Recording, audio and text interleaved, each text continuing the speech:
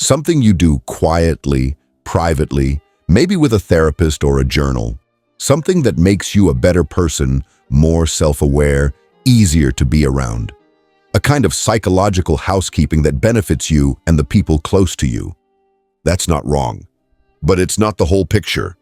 Because knowing yourself, genuinely, deeply, honestly knowing yourself, is one of the most disruptive things you can do in a world that runs on your not knowing. Think about that for a second. The advertising industry depends on you not knowing what you actually want. If you knew, really knew from the inside without the noise, you wouldn't need to buy what they're selling. You'd already have a clear enough sense of yourself that you wouldn't be looking for identity in a product. The political machinery depends on you not knowing your own values. If you'd done the actual work of figuring out what you believe and why, you'd be much harder to manipulate. Much harder to push into fear or outrage or tribalism. Much harder to tell who to hate and have you believe it.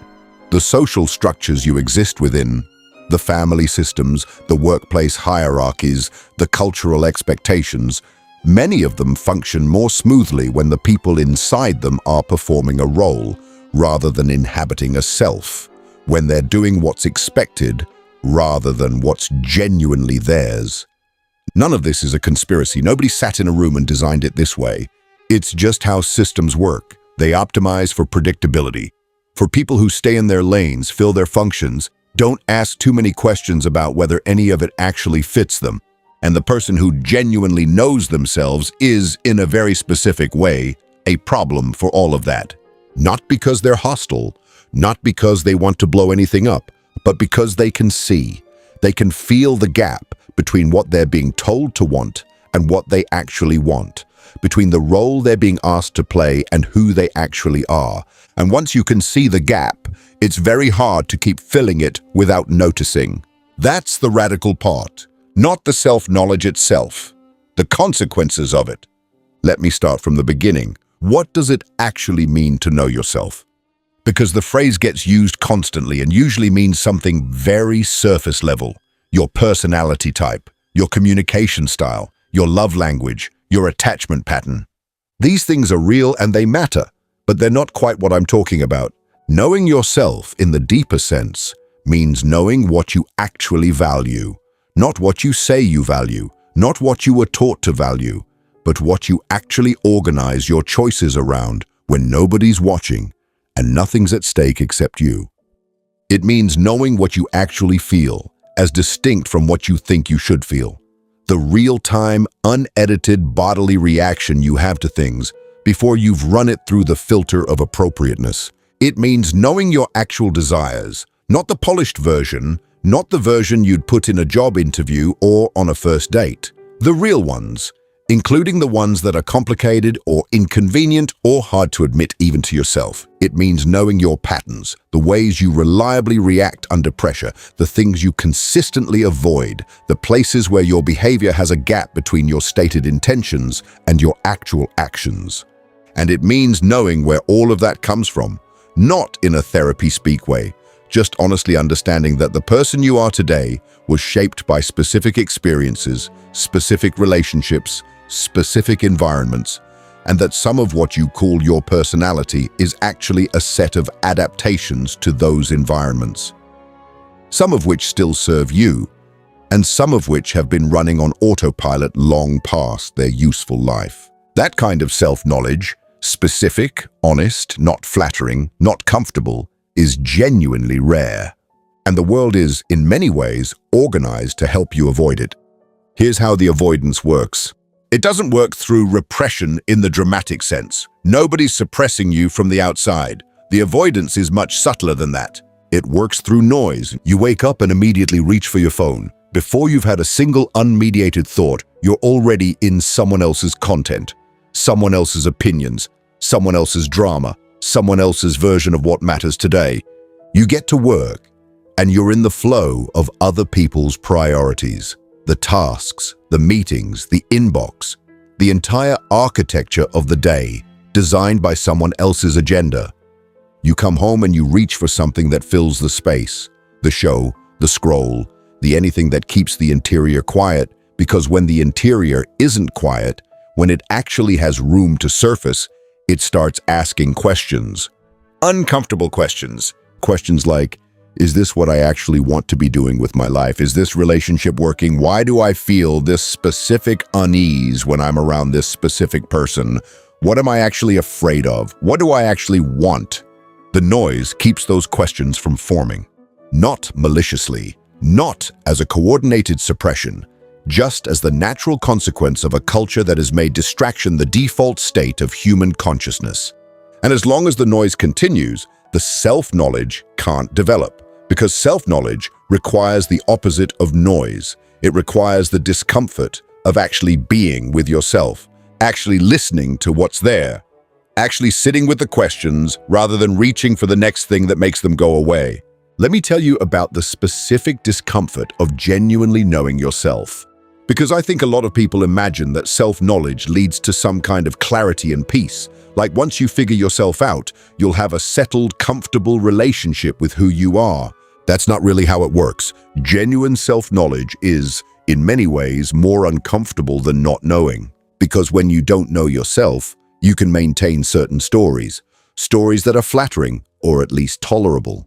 Stories that make your choices seem inevitable. Your patterns seem like just your personality. Your failures seem like bad luck or other people's fault. When you actually know yourself, those stories fall apart. You can't tell yourself you're generous when you've honestly tracked how often your giving is about your own need to be needed.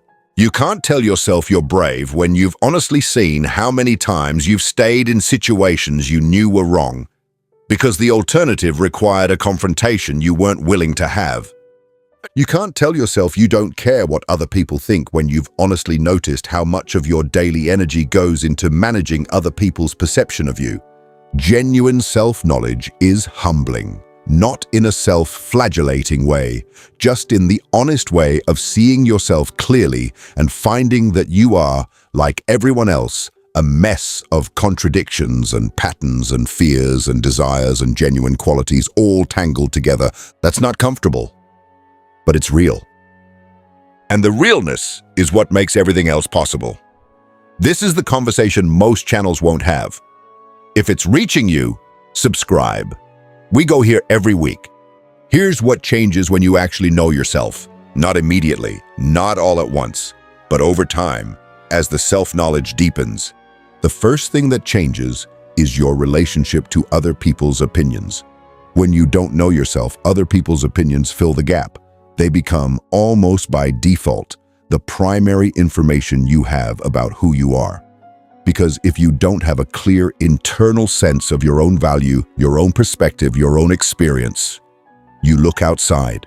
You look at how people respond to you, what they say about you, how they seem to see you, and that becomes your data, which means you're perpetually at the mercy of whatever the most recent social feedback happened to be.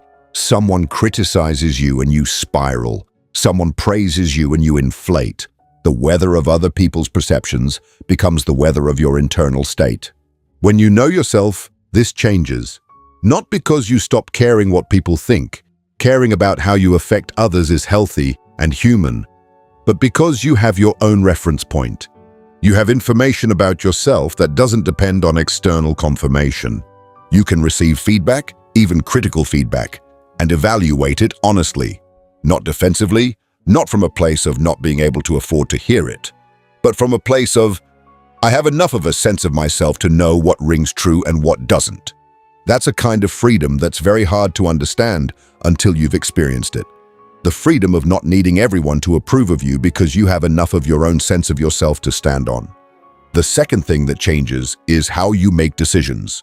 Most people make decisions in one of two ways. Either they do what they've always done, the habitual default, the path of least resistance, the choice that requires the least disruption, which sounds fine until you realize that many of those defaults were installed when you were young and under pressure and trying to survive, not when you were a fully developed adult with actual agency. Or they do what other people want, what their parents expected, what their partner prefers, what their culture says is the right choice for someone in their position. Neither of these is actually choosing. The first is habit. The second is compliance. Genuine choice requires knowing what you actually want, which requires knowing yourself. And when you start making decisions from that place, from actual self-knowledge rather than habit or compliance, the decisions start to feel different. They feel more owned, more yours. Even when they're hard, even when they disappoint people, there's something solid underneath them. You're not choosing from fear. You're not choosing from habit. You're choosing from a genuine sense of what matters to you and what kind of person you want to be. That's different. And it changes the texture of a life in ways that are hard to describe but immediately recognizable to anyone who's experienced even a taste of it. The third thing is what happens to your relationships. Genuine self-knowledge makes you much harder to manipulate. Not in a paranoid way. In the simple, practical way of being able to tell the difference between someone who's responding to you and someone who's responding to their projection of you. When you don't know yourself, it's very difficult to know when someone is really seeing you versus seeing what they need to see or what they want you to be. You've probably felt this. The relationship where someone seems to love you very much, but the version of you they love is slightly off, slightly not you, slightly the version you perform for them rather than the person you are when you're not performing. And there's a loneliness in that. Even inside genuine warmth and genuine care. When you know yourself, you can notice that gap. You can feel the difference between being known and being performed for. And that noticing changes how you relate.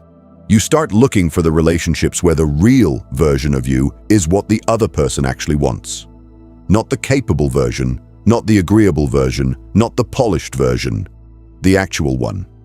Those relationships are rarer, but they're the ones that actually nourish. Here's the political dimension of all this, the one that makes self-knowledge genuinely radical rather than just personally useful.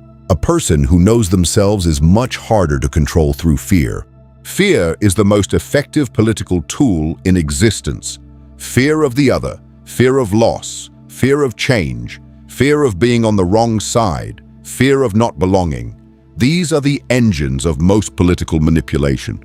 But fear has a specific vulnerability. It works best on people who don't have a secure enough sense of themselves to evaluate the threat clearly, who are anxious enough, uncertain enough about their own values and their own ground, that the fear slides right in and takes over.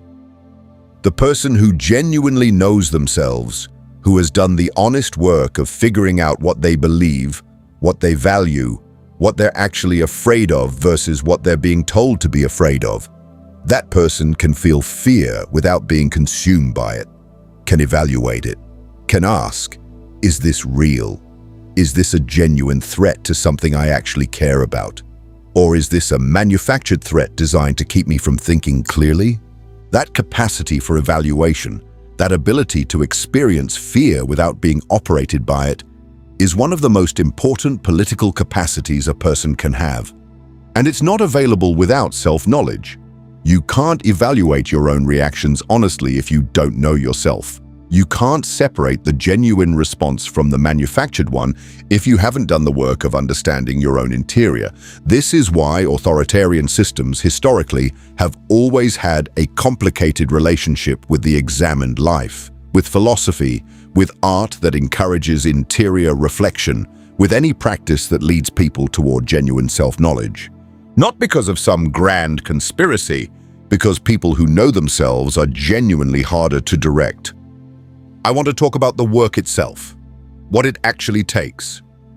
Because I've been describing what self-knowledge produces without being honest enough about what it requires. It requires time that our culture actively doesn't support. Not hours in a day, though that too. The kind of time that comes from slowing down, from not filling every moment with input, from allowing the interior to be present rather than managed. Most people have almost none of that time. Not because they're lazy or incurious, because the structure of modern life, the work, the devices, the endless availability of entertainment and stimulation, is specifically designed to fill every gap. And in the gaps is where the self-knowledge lives. In the walk without headphones. In the morning before the phone. In the evening when you sit with what actually happened today rather than immediately escaping it. In the conversation with yourself that most people never have because it requires stopping long enough to have it. It also requires honesty that is genuinely uncomfortable. Not the comfortable version of self-reflection where you examine your strengths and identify your growth areas and feel good about how self-aware you're becoming. The other kind, the kind where you look at a pattern in your behavior and you see clearly that you've been telling yourself a story about it that isn't true. Where you realize that something you've been calling a value isn't actually a value. It's a habit or a fear or something you were taught. Where you see the gap between who you think you are and who you actually are in specific situations with specific people. That kind of honesty is hard to maintain. There's a strong pull every time it gets uncomfortable to soften it, to find the kinder interpretation, to give yourself the benefit of the doubt. Sometimes that's the right call, but sometimes it's avoidance dressed up as self-compassion. Real self-knowledge requires being able to tell the difference. Here's something that surprises people when they actually do this work.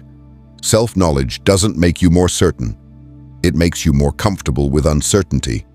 People who haven't done this work tend to need things to be clear. They need to know who they are in a way that's settled and finished. They need their personality to be a fixed thing that can be described and relied upon. Because if it's not fixed, if it's still in process, if they're still figuring it out, that's frightening. That's destabilizing. People who have done real self-knowledge work tend to be more comfortable with the not knowing because they've discovered something important. The uncertainty isn't emptiness. It's the territory where the real questions live. And they've also discovered that you can function from uncertainty. You can make decisions, have relationships, do work, live a full life without having all the answers about who you are. You just need enough clarity to navigate. Not complete clarity. Enough. That shift from needing certainty to being comfortable with enough is one of the quieter but more significant things that genuine self-knowledge produces. Let me talk about identity, because this is where it gets interesting. Most people think their identity is something they have, something fixed, something that was determined by their personality, their background, their experiences, and that their job now is to understand it, accept it, work with it. But identity isn't a thing you have. It's something you're always making. Every day, in thousands of small choices, what you say, what you avoid, what you prioritize, how you respond when you're under pressure, you're making yourself. Confirming or revising the version of yourself that exists. Most people do this completely unconsciously. They're making themselves constantly without any awareness of the process, which means the self they're making is mostly the default, the habitual one, the one shaped by everything that came before rather than by any genuine direction. Self-knowledge doesn't stop that process, but it makes it conscious. When you know yourself, when you have genuine clarity about your values, your patterns, your actual desires, you can start to make yourself more deliberately. You can start to say, this is the kind of person I want to be. This is what I want to stand for. And you can start making choices daily that move in that direction rather than just reinforcing the default. That's not self-improvement in the shallow sense. It's deeper than that. It's the difference between being made by your history and making yourself going forward. Both are always happening, but the ratio can shift, and the shift starts with knowing yourself. I want to address something that comes up for a lot of people when they start thinking about this. The fear that if they look too closely, they won't like what they find. That underneath the acceptable version, the capable, functioning, well-intentioned person they present to the world, there's something darker, something smaller, something that wouldn't survive the scrutiny. I want to sit with that fear, honestly, because it's real. And it's one of the main reasons people avoid genuine self-knowledge. Here's what I found to be true. When people actually do look, when they actually sit with what's there without flinching away, what they find is almost never what they feared. They don't find monsters. They find a person, a complicated, contradictory, sometimes brave and sometimes cowardly, sometimes generous and sometimes selfish, deeply human person. They find the fears underneath the confidence, the longing underneath the indifference, the care underneath the hardness, the uncertainty underneath the certainty. They find themselves, not the performance, the actual person. And the actual person, even with all the contradictions and the shadow and the patterns that don't reflect well, is more livable than the managed version, more real, more capable of genuine connection, genuine growth, genuine change. Because you can only work with what's real. You can't change the story you're telling about yourself. You can only change what's actually there. And what's actually there in most people is workable, is human, is something that deserves honesty rather than management. Let me say something about the relationship between self-knowledge and other people. There's a version of the examined life that becomes self-absorbed, where the interior reflection is endless, and the engagement with the actual world and actual people becomes secondary to the project of understanding oneself. That's not what I'm describing, and it's worth being clear about the difference. The self-knowledge that matters isn't self-absorption. It's the foundation for better engagement with everything outside yourself. When you know your own triggers, you stop projecting them onto other people. You stop assuming that your reading of a situation is the only valid one. You stop fighting battles that are really about your own interior rather than about what's actually happening. When you know your own values clearly, you can engage with people who have different ones without feeling threatened. You have enough ground to stand on that genuine encounter. With difference is interesting rather than destabilizing. And when you know your own needs and can take responsibility for them, you stop making other people responsible for managing your emotional state, which is one of the most freeing things you can do for the people in your life. Self-knowledge is relational. It makes you a better person to be in relationship with.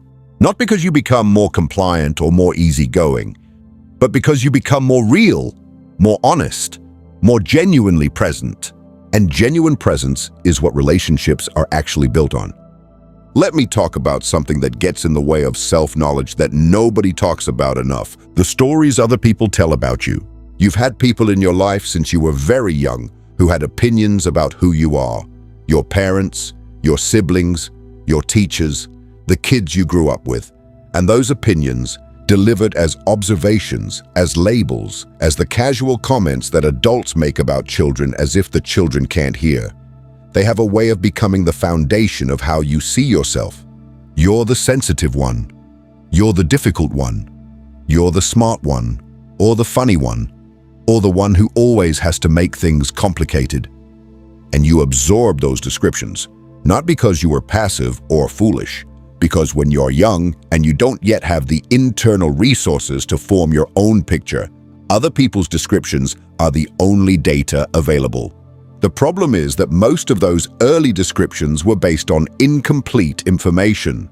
The person describing you was working with limited data, their own projections, their own needs, their own history that had nothing to do with you. They were telling you what they needed you to be, or what they could manage, or what they were capable of seeing given who they were.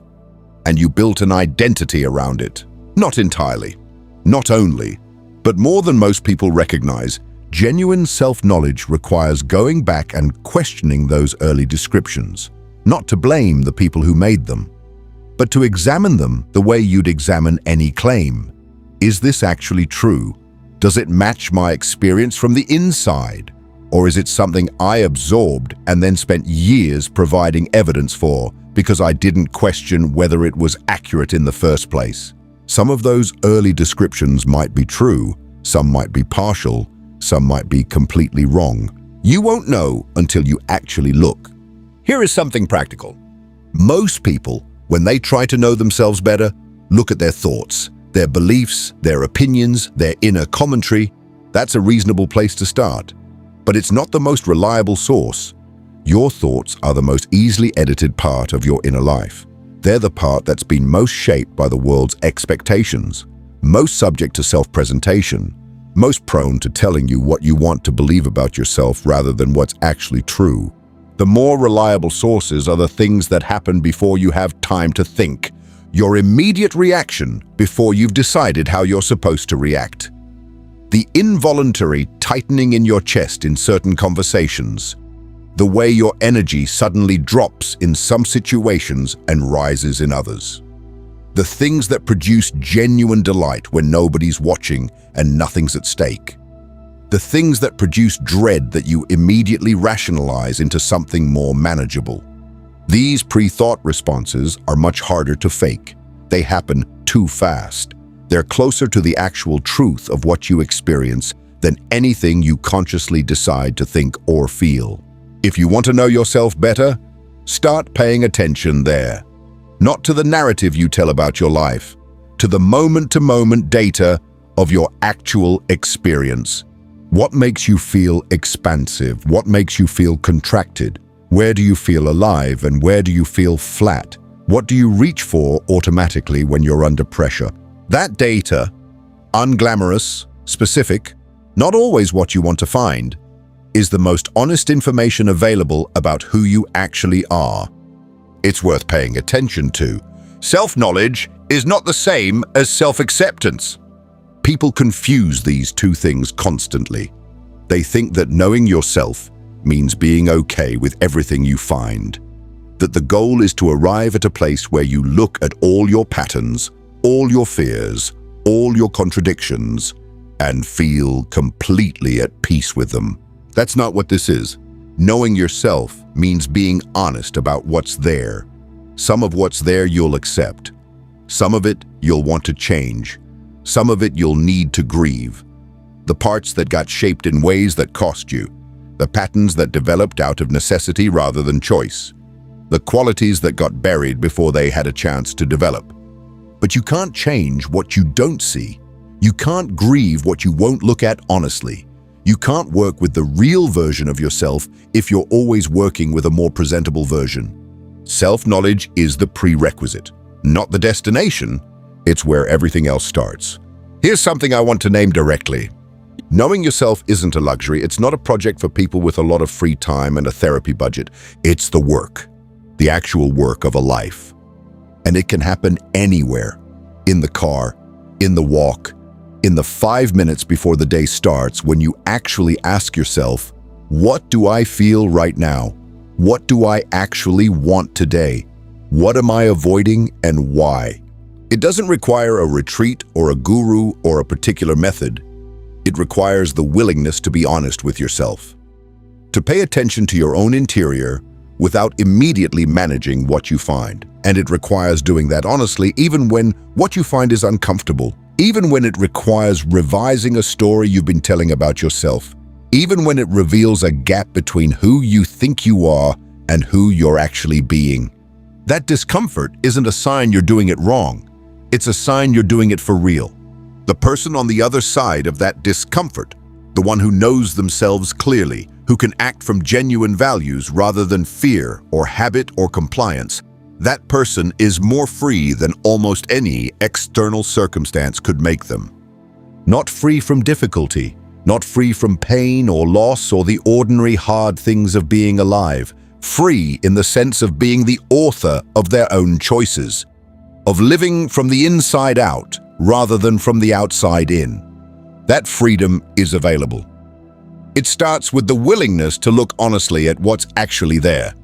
To know yourself, not for self-improvement, not for other people's benefit, because it is, as someone once said, the only life worth living. The examined one, the one where you actually show up to find out who you are. One thing before we close, the world doesn't particularly want you to do this. It's more convenient when you don't. More convenient when you fill the uncertainty about who you are with things you can buy. More convenient when your identity is defined by your role and your role doesn't get questioned. More convenient when you're operating on the cultural defaults rather than on your own genuine values. Choosing to know yourself in this context is a small act of resistance. Not loud, not dramatic, just the quiet insistence that your interior life matters, that what you actually think and feel and want is worth paying attention to, that you are not just a function to be filled, or a consumer to be activated, or a voter to be mobilized. You are a person, specific, complex, irreducible, and you deserve to actually know who that person is. That's the radical part, not the outcome. not the improved version of yourself you might become. The insistence daily that knowing yourself is worth the effort, that you are worth knowing. Tell me in the comments, what's one thing about yourself that you've been avoiding looking at honestly? Not to confess, just to name it to yourself, just to make it real for a second. That's where it starts. I'll see you in the next one. And one more thought before we actually close. The examined life is not comfortable. Socrates said it was the only one worth living. He said it 2,500 years ago, and it's still true and still almost as rare.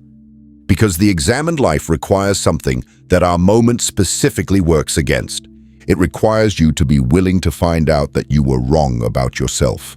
Not wrong about small things, wrong about things that matter, wrong about what you want, wrong about what you value, wrong about why you do the things you do. That kind of wrongness, the discovery that the story you've been telling doesn't match the reality, is hard.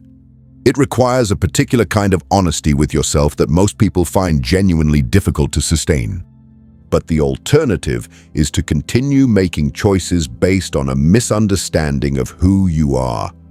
To continue building a life around desires that aren't quite real, values that aren't quite yours, patterns that developed in response to pressures that no longer apply, and to look back at some point and wonder why none of it quite fit. The examined life doesn't guarantee you'll get it right, but it gives you the best available chance. Because at least you'll be working with accurate information. At least the person making the choices will be the one who's actually there. That's worth something. That's worth quite a lot. I'll see you in the next one.